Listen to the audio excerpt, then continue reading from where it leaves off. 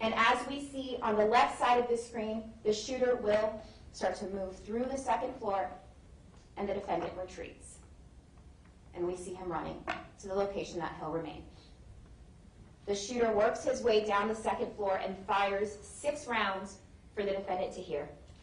Rounds that teacher Cindy Helverson, the teacher who testified that she was approximately 30 feet behind him when he's in this fixed position, describes as barrages of gunfire. Time continues to pass. The shooter remains in that building.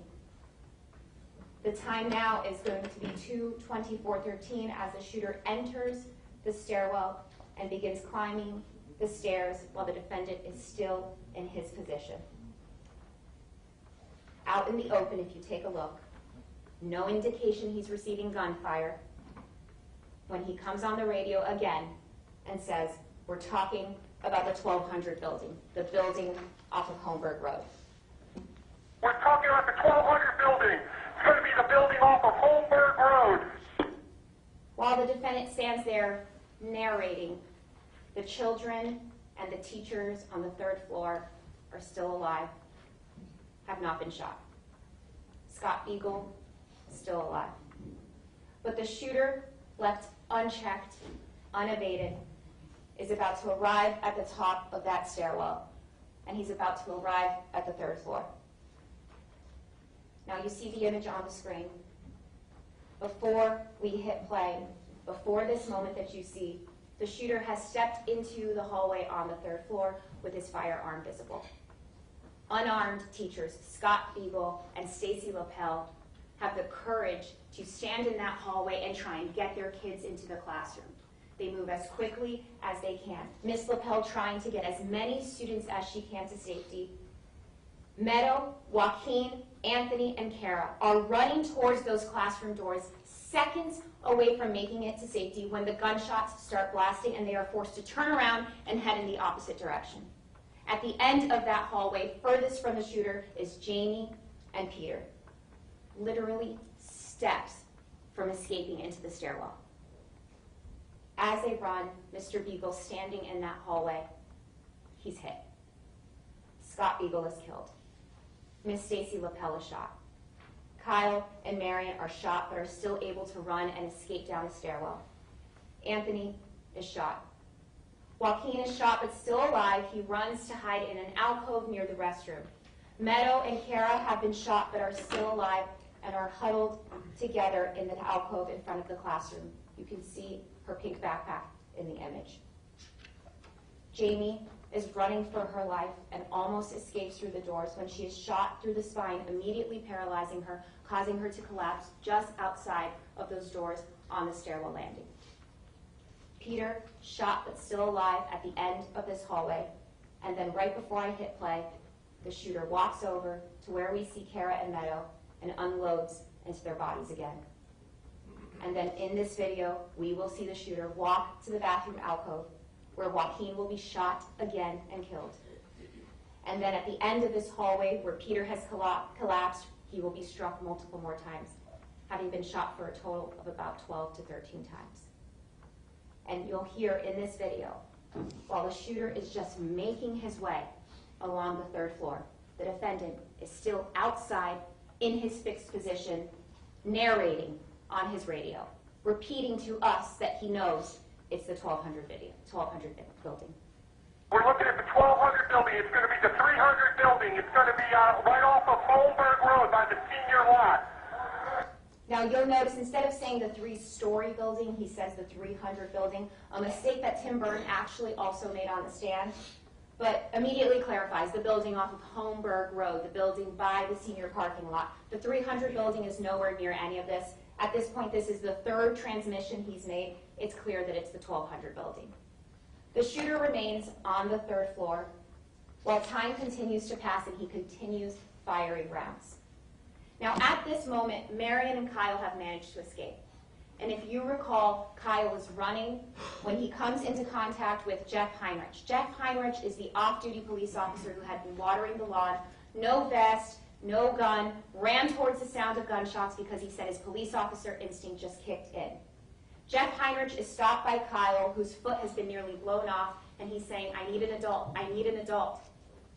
So with the gunshot wound victim over by the football field, somebody comes over the radio and says, "Possible shots fired, football field." And again, if any of us had any doubt as to the fact that the defendant knew it was the 1200 building, he clarifies immediately by getting on his radio and saying, 26, so we also heard it over by inside the 1200 building. "We also heard it over by inside the 1200 building." The shooter is still on the 3rd floor, and time continues to pass. Minutes later, while the defendant has remained in his same position, at 2:27:40, the shooter sets down his firearm, and the killing finally stops. The time on the screen, 2:27:40. Alex, do not approach the 12 or 1300 building. Stay at least 500 feet away at this point. 2:28. Nearly 7 minutes after the shooting began, the shooter finally exits Building 12. And as the shooter is exiting Building 12, running directly down the line of sight of the defendant, which according to his attorney, his client is actively scanning, the defendant comes over the radio and repeats a variation of the instruction that he's been giving throughout this entire incident. Stay 500 feet back.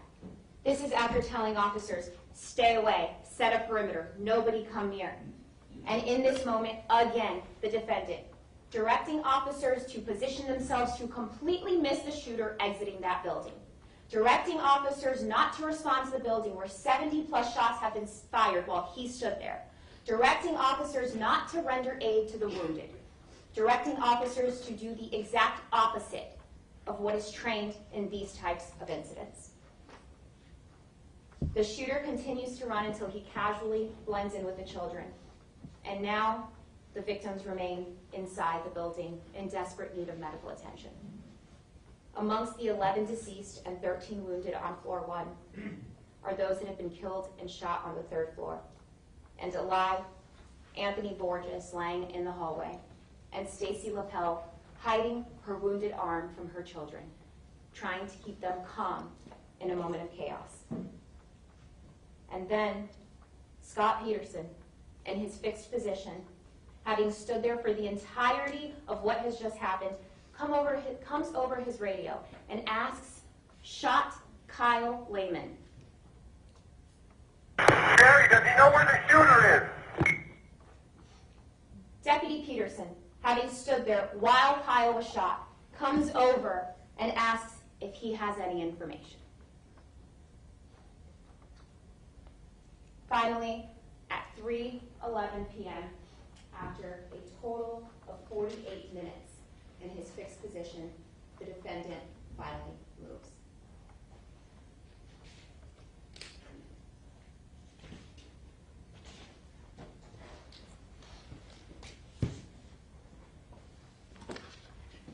Members of the jury, the state did not charge the defendant with any of the deaths on the 1st floor because he wasn't outside of the building when those deaths occurred.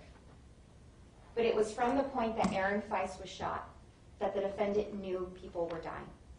It was from that point forward that he was the only hope for those victims, because he was the only hope to slow that shooter down. Jamie Guttenberg was steps away from escaping that hallway. Peter Wang was almost at those doors. Meadow, Joaquin, Anthony, and Kara were seconds away from finding safety inside of a classroom that they were running towards. So when defense counsel gets up here and he throws the number around, 4 minutes and 15 seconds, like it's nothing, a few seconds was all that those children needed. 4 minutes and 15 seconds was an eternity. The timeline is important because the point where the defendant becomes aware of this danger is crucial for your determination today. You're going to be required to consider his omissions meaning not doing something, a failure to act when determining the word causation. You'll be required to consider his omissions, his failures, you'll be required to consider at what point was the defendant's inaction, at what point during that inaction did he know that his failure would cause additional injury and additional death. Now, the shooter did not kill anyone on the second floor, so there were no counts to charge for the second floor. But the moment that the shooter finished taking lives on floor 1, the defendant had the time period that the shooter spent climbing the stairs to take action.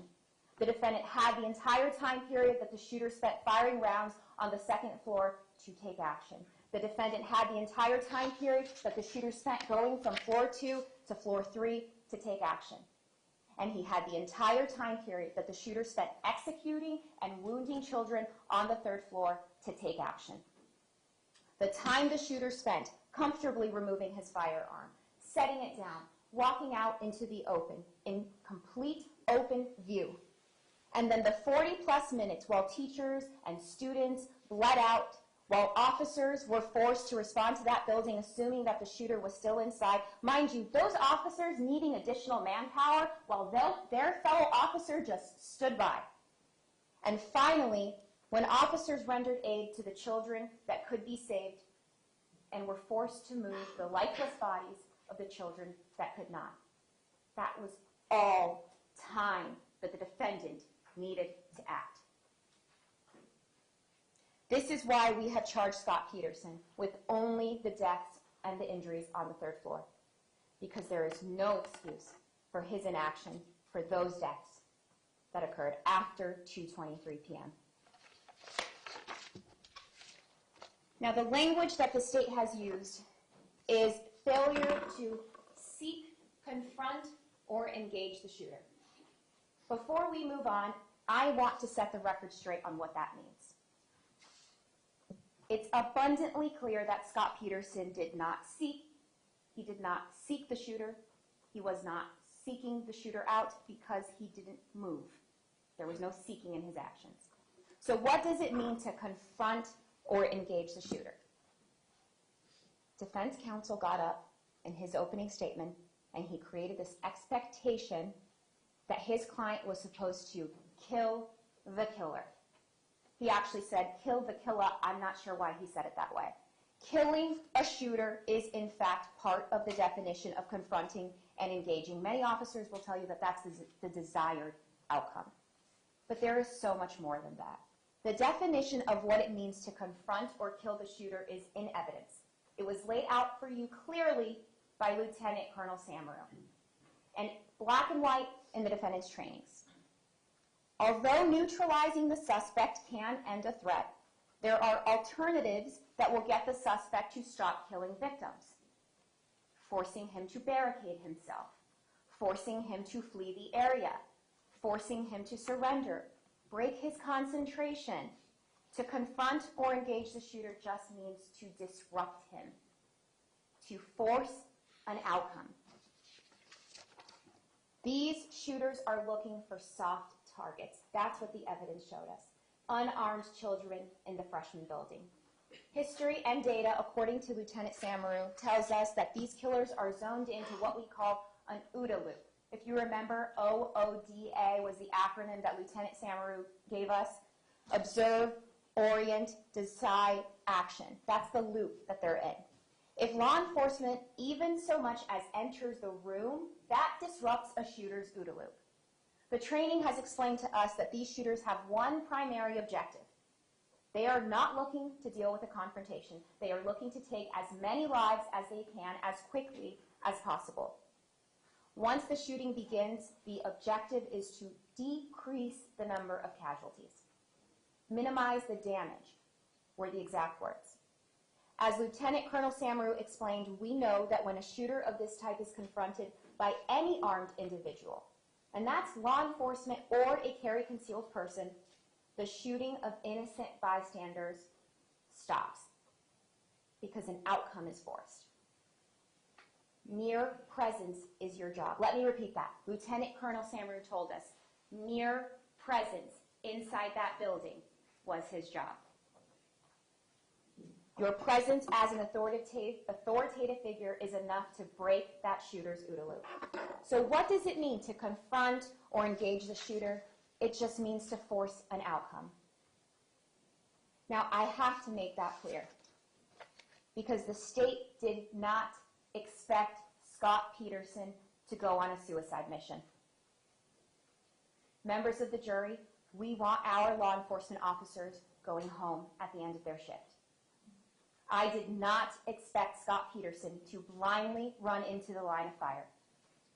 I understand that officers came in here and told you that risking their lives is part of their job. Sergeant Heinrich ran towards the sound of gunshots because, quote, that's what we do. Detective Danny Polo ran in with his pistol telling us, quote, you have to put yourself in a different headspace. This is it. You're possibly getting shot. No one wants to do it. It's what we're paid to do. Lieutenant Cardinelli ran past officers who told him to stay back because the defendant ordered them to, because in his words, quote, I said, fuck you, and kept running. The lieutenant told us there was nothing that could have kept him from entering the 1200 building. Not the fear of being fired at, not the fear of the stress of the events, nothing. Sergeant Vanderings, who pushed officers to move quicker, to get as fast as he could to that shooter. Tim Burton, Richard Best, Detective Brett Schroy. And let me remind you, Detective Brett Schroy, whose own child was on that campus, and he made the decision to seek out the shooter instead of seeking out his own kid. Captain DeRosa, who told us that when he blew past the defendant, who stood there and pointed at the 1200 building, quote, I was more concerned with eliminating the threat than I was with my own safety. The officers that testified explained to you that that's a fact of their job. This job was voluntary. He wasn't forced to be there. He understood the risks. He was extensively trained for them. He was provided a rifle, a vest, a pistol. Kids don't have to go to school in armor because they didn't volunteer for that job. There are people voluntarily being paid to do that job. Captain Mazzy and Lieutenant Colonel Samaru told you in a critical incident of this form, there is no question as to what the priority of life is. Live 10, yeah. No, when you come from the cold, Got it, live you get 10. here and you're like, oh, I never leave it.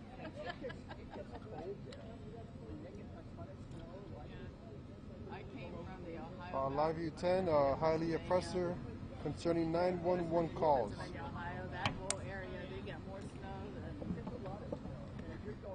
Oh, I don't know. Yes, yes. It's like being in D.C. and being off the Potomac, or in New York being off Hudson Bay, or, you know. I got the warm weather. I'm like, I ain't never leaving. My mom actually, she like grew up here, went to FIU, and when she was getting ready to go to law school, she was like, oh, I'll go to like a big New York law school, get my degree, I'll come back, it will be super competitive here in Florida, right? So then she met my dad, and she never left, and she like to this day refuses to shovel snow. She's like, I'm supposed to be at Miami still. Yeah.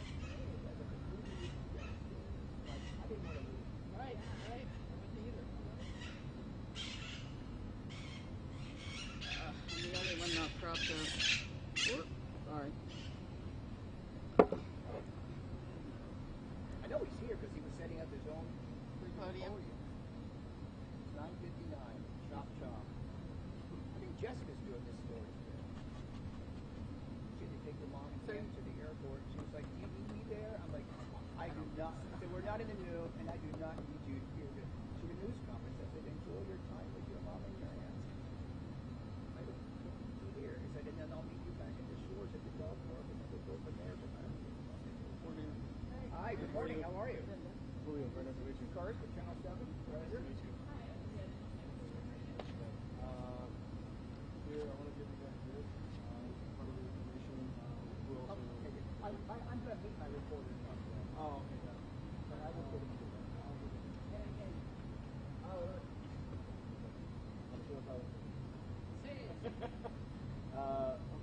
What channel are you with? CBS?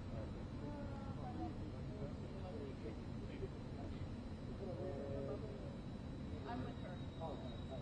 So, yeah, something will come down in about 5 or 10 minutes. He'll be open to questions. He'll have some things to say first. Of course, he's gonna go through a whole list of information that he has. He'll be sharing some new information as well, and then if you have additional questions after that, feel free to. Thank you so much. Not a problem.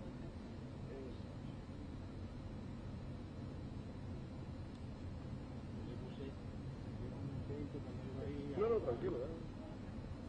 Gracias. I don't know whether they're coming today. Oh, they're coming. Yeah, we were together. Usually one for Well, both, I right? know. So we'll cover them whether they're Okay, yeah, okay, got it. Cool. But if they do show up,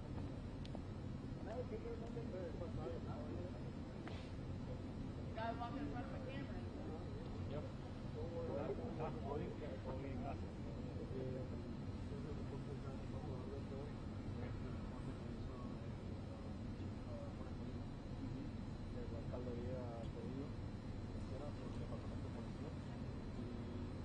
Dentro de este reporte hablan del departamento de Miami-Dade y justo todos los problemas que tiene el departamento. Como eso de tener un budget para solo tienen 6 relativamente. Debería tener un budget. Es peor porque solo tienen el operador con el main channel. O sea, todas las llamadas que entran a 911 de un lugar. Esa persona los pasa a los dispatchers para tomar las llamadas. Actualmente debe tener 2 o 3. Para 5 de mis personas.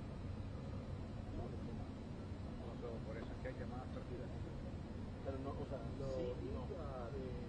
Hay llamadas perdidas porque solo está una persona. Hay llamadas abandonadas porque hay muy poca gente en el metro. Falta de entrenamiento, falta de deporte,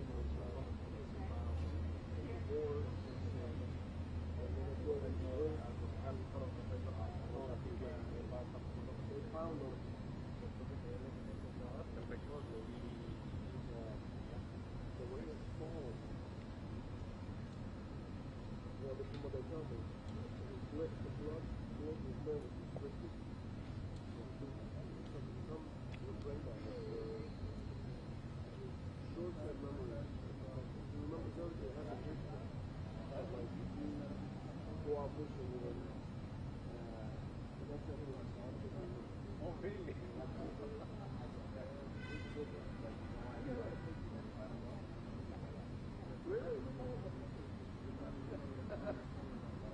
Peter, I've been trying to talk to him on the phone for years now. Finally, last night, one of the problems, Raul, he got him on the phone and tried to talk to him. I was having a phone call for 2 minutes. But he sounded fine. He sounded fine, except he gave a lot of yes and no answers. Oh. You know, he didn't elaborate on a lot of things.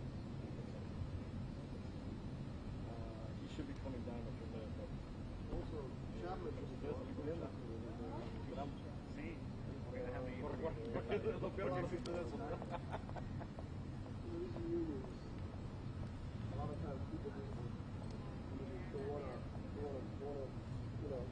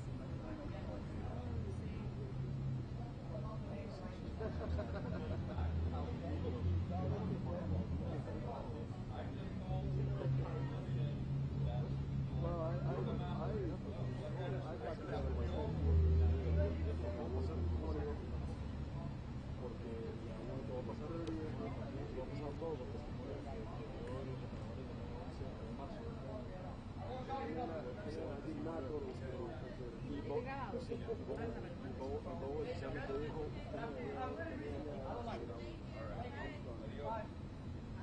Luego el oficial me dijo, hace muchísimo tiempo.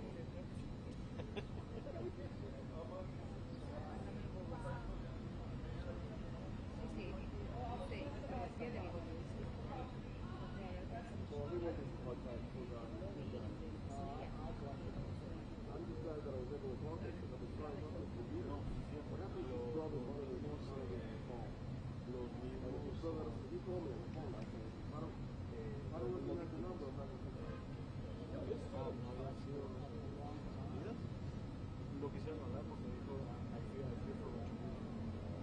sea, hablaron por ejemplo, porque por el Para que viniera aquí, o sea, bueno, sin duda eso sería bueno.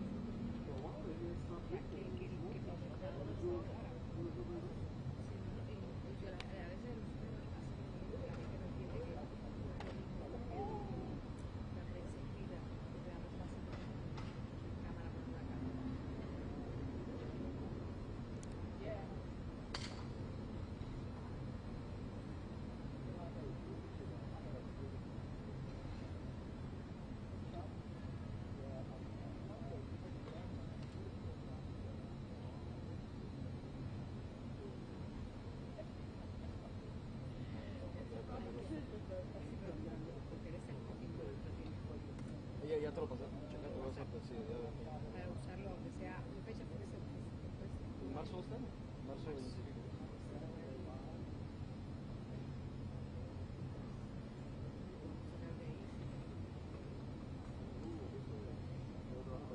Te pongo el timestamp, de la 1:13.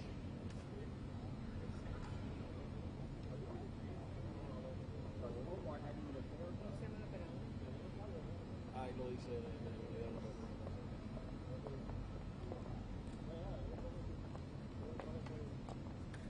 We have space for the papers. I guess I just have to push it up. Help me out here.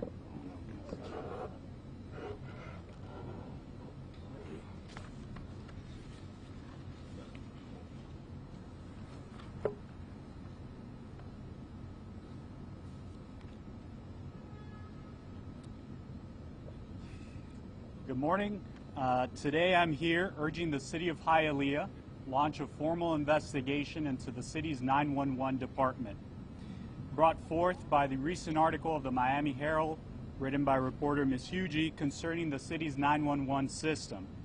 I have corroborating data from Miami-Dade County that shows that in the past 2 years, the City of Hialeah has missed over 32,000 calls to its 911 operators, meaning that folks were calling 911, the call was ringing, and no one answered. These missed calls may have led to preventable crime, perhaps even to preventable deaths, and it's totally unacceptable that a city of 223,000 residents with a $400 million budget not be able to answer every single 911 call that comes into our system. It is deeply concerning for me as a council member and as a resident that the city is having this practice. Now, before coming here today and before calling this investigation, I took part in looking at 5 distinct pieces of evidence to show that this was happening. The first piece of evidence, and one that was shared, is that the Kalina Group, led by former Miami Chief George Kalina, had a report that was commissioned by the mayor of the city last year that was looking at our city's police department and also the 911 system. This report showed, and I quote, that the city's 911 system is woefully understaffed. The unit is budgeted for 21 callers, but currently only employs 6. According to the report, the unit is grossly neglected and needs immediate attention. That was from March of last year.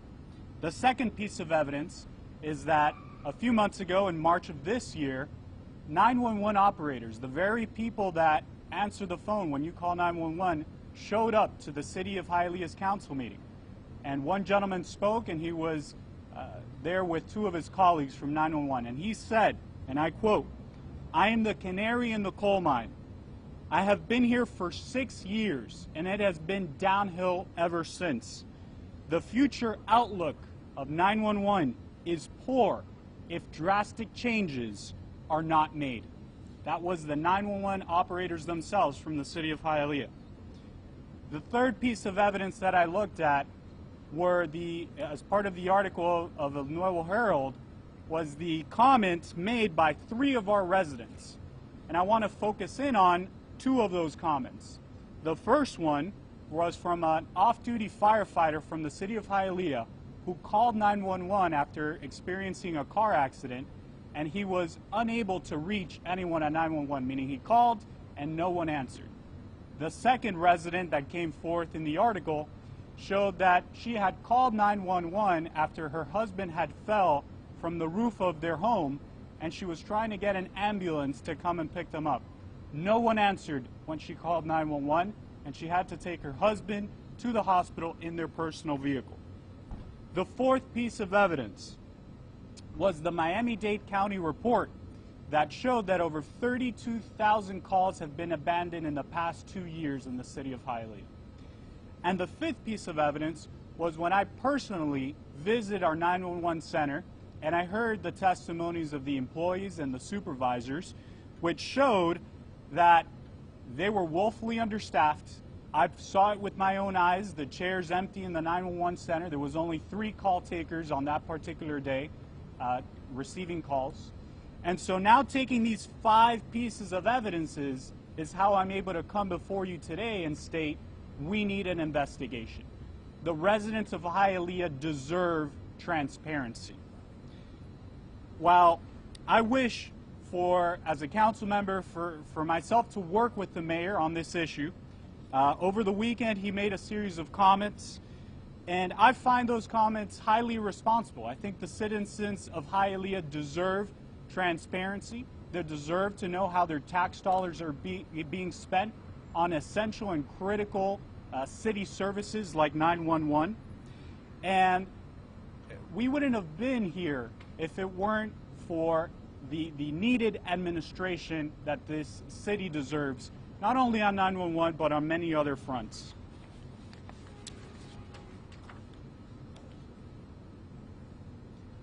Another comment that was made by the mayor is that, well, potentially, many of these 32,000 calls were people that were calling almost like a prank, and then they were hanging up themselves, and that's why the calls were not answered. I think that's totally irresponsible. I think only an investigation would show us that. We can't take the mayor's word for it. And more importantly than not, I think that every call, regardless of what it is, should be answered.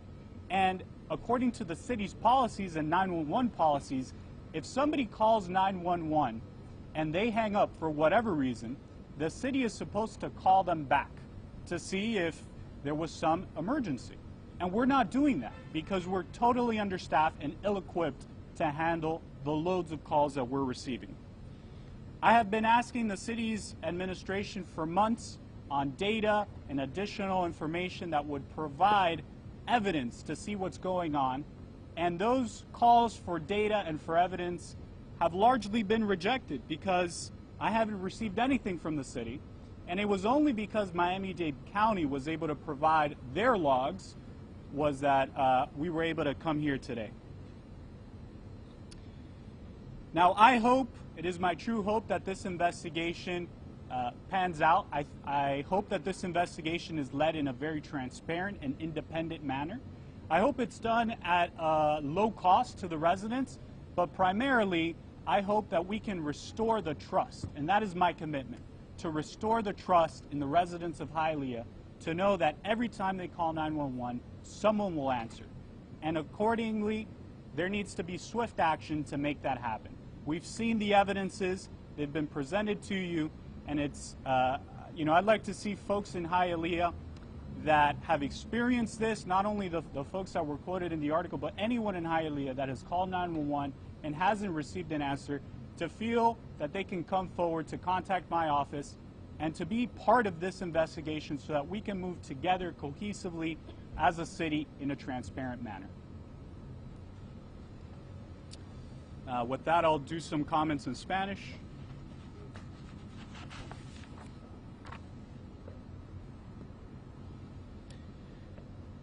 Muy buenos días a todos. Estoy aquí para insistir que la ciudad de Hialeah abra una investigación al sistema de 911. Un reciente artículo escrito en el Nuevo Herald por la reportera Miss Yuji dice que la ciudad de Hialeah no está respondiendo sus llamadas al 911. Y esto es información que yo puedo colaborar basado en 5 puntos de evidencia que he podido obtener durante los varios meses. La primera evidencia viene de un reporte que fue comisionado por Jorge Colina, el grupo Colina, que es el jefe de la policía de la ciudad de Miami retirado. Y en este reporte, y estoy indicando lo que él dijo en el reporte, dice que la unidad de despacho del 911 está con muy poco personal. La unidad está presupuestada para 21 personas, pero actualmente emplea a solo 6. El 911 está gravemente descuidado y necesita atención inmediata. Ese fue un reporte independiente de marzo del 2022. El segundo punto de evidencia. Al Consejo de Hialeah vinieron un individuo que es el operador del 911, o sea, la persona que contesta las llamadas cuando uno llama. Y él estaba ahí con 2 de sus colegas del 911. Y él dijo: soy el canario en la mina. Llevo aquí 6 años y ha sido una tendencia de descenso desde que llegué aquí. Las perspectivas futuras son malas si no se realizan cambios drásticos. Eso fue los mismos empleados del 911 hablando al Consejo hace varios meses. La tercer punto de evidencia han sido los comentarios de residentes de nuestra ciudad que han venido a la luz y han dicho: nosotros hemos llamado al 911 y nadie nos contestó.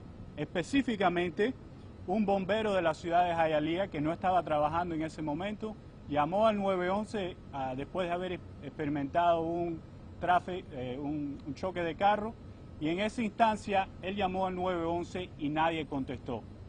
También tenemos el informe de una señora que llamó al 911 después de que su esposo se había caído de su casa, del techo, y llamaron al 911 para tratar de tener una ambulancia para su esposo y nadie contestó al 911, tuvo que llevar a su esposo en su carro personal.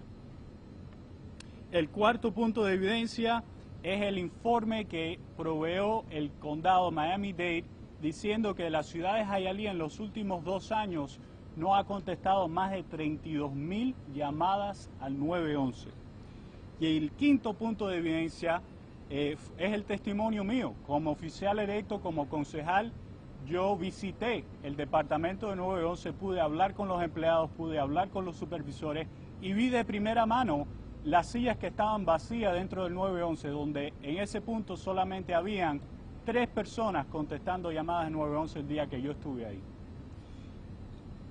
Ahora, estos puntos de evidencia que les he presentado creo que es suficiente para pedir una investigación a la administración de la ciudad, una investigación que sea transparente, cohesiva y que trate de decirnos exactamente qué se puede hacer para remediar este problema. Durante los últimos días, el alcalde de esta ciudad, a cual yo me gustaría trabajar de mano en mano en este problema para tratar de resolverlo, ha dicho algunas cosas que creo que son un poco irresponsables. Por ejemplo, él ha dicho que la mayor parte de estas llamadas, las 32,000 llamadas a que se refiere el reporte del condado Miami-Dade, son posiblemente personas que están llamando y ellos mismos cuelgan el teléfono antes de que los operadores la puedan responder. Punto número 1 es la póliza de la ciudad y es la póliza de cualquier departamento de 911, de que si alguien llama al 911 y cuelga el teléfono, la ciudad tiene que devolverles la llamada. O sea, está pasando algo, hay algún tipo de emergencia. No estamos haciendo eso. ¿Por qué? Porque no hay suficiente personal, no hay suficientes personas que tomen estas llamadas. Y toda llamada, cualquiera sea la razón, debe ser contestada de una manera rápida y eficaz para resolver las emergencias que estén ocurriendo.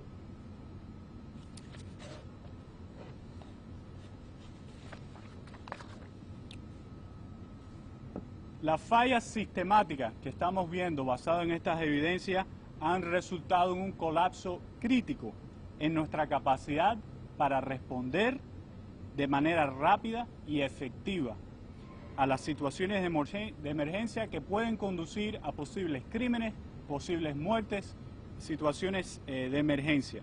Los ciudadanos de esta ciudad que pagan 400 millones de dólares de impuestos, que son 223,000 residentes en la ciudad de Hialeah, cada uno de ellos merece un gobierno transparente, un gobierno que maneje sus impuestos de una manera correcta y que les provee cada uno de los servicios que ellos necesiten, especialmente los servicios de emergencia.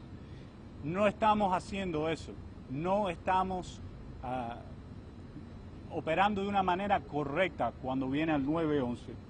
Y tengo la esperanza que solamente una investigación independiente pueda darnos la información que necesitamos nosotros como concejales, como oficiales electos, para poder decidir el curso en adelante para remediar esta situación y poder restablecer la confianza de los residentes de nuestra ciudad.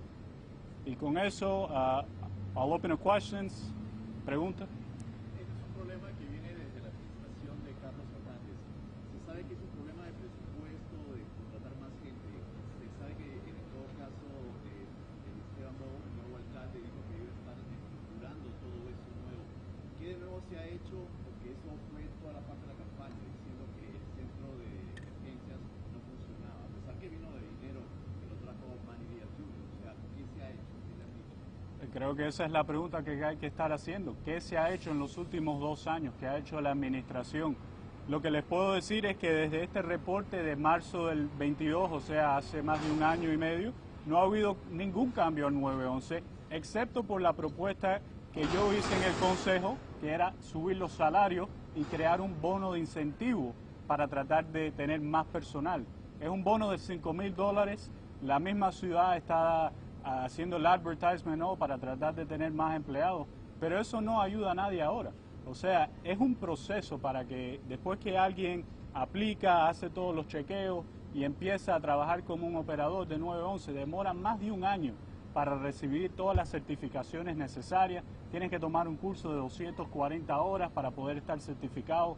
Esto es un problema que no se puede resolver simple con decir, bueno, vamos a pagarle más a las personas y vamos a tener este incentivo de $5,000.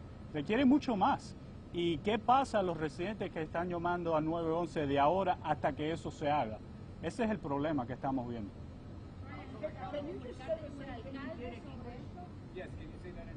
Okay, I'll try my best. What I was saying, the question was, you know, what has been done in the last couple of years? Is this a problem that's been going on for a long time? And what I answered is that, look, in March of 2022, in other words, more than 1.5 years ago, the city received a report from the Kalina Group stating that we are woefully ill-equipped as a 911 department. In that time, what has changed? What has happened? And the answer is not much. The only thing that's really happened different is what I pushed for, which was to have a salary increase to our 911 operators, especially the ones that we're hiring fresh off the street. That was a salary increase of $10,000. So they were getting paid $30,000, now they're getting paid around $40,000. And to create some sort of incentive bonus so that if you sign up to become a 911 operator, you get a $5,000 bonus.